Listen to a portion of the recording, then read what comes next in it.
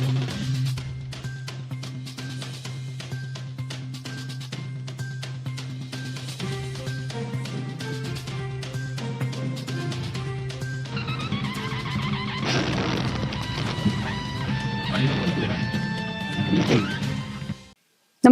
आपण पाहता हिरकणी न्यूज.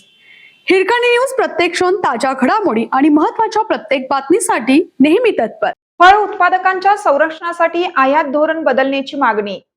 देशांतर्गत फळ उत्पादकांच्या हिताचे संरक्षण करण्यासाठी केंद्र शासनाने आयात धोरणात तातडीने बदल करावेत अशी मागणी द्राक्ष संघाने केली आहे. अफगाणिस्तानातून आयात होणाऱ्या बेदाण्यावर किमान आधार दरानुसार आयात शुल्क लागू करावे आणि चीनमधून आयात होणाऱ्या द्राक्षांवर 100% आयात शुल्क आकारावे या प्रमुख मागण्यांसाठी द्राक्ष संघ आपल्या दारी अभियानांतर्गत 3 ऑगस्टला सांगली जिल्हाधिकारी कार्यालयावर मोर्चा काढण्यात येणार आहे. मोर्चाच्या पार्श्वभूमीवर संघटनेच्या पदाधिकाऱ्यांनी जिल्हाधिकारी, जिल्हा पोलीस अधीक्षक आणि अन्न व औषध प्रशासनाला निवेदन दिलं आहे. द्राक्ष, बेदाणा, डाळिंब, केळी आणि फुले उत्पादकांच्या विविध प्रलंबित प्रश्नांवर शासनाने तातडीने निर्णय घ्यावा, अन्यथा राज्यभर आंदोलन तीव्र करण्यात येईल, असा इशाराही संघटनेने दिला आहे.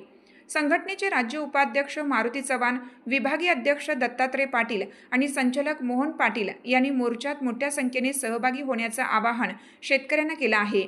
संघटनेने दिलेल्या निवेदनानुसार स्वस्त दरातील आयातीमुळे देशांतर्गत फळ उत्पादकांना योग्य बाजारभाव मिळत नाही. त्यामुळे आयात धोरणाचा फेरविचार करून स्थानिक उत्पादकांना संरक्षण देणं आवश्यक आहे.